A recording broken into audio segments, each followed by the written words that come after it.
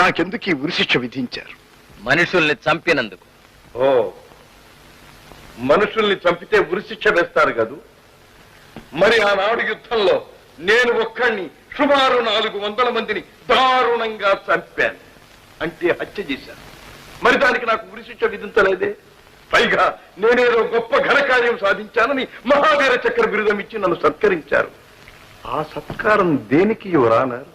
ఆ బిరుదు దేనికి యువరానర్? శత్రువులను చంపినందుకు. శత్రువులంటే మనుషులు కారా? కావచ్చు, కానీ మనకు శత్రువులు. ఏ విధంగా మనకి శత్రువులు యువరానర్? మన దేశాన్ని కబళించడానికి వచ్చిన వాడు.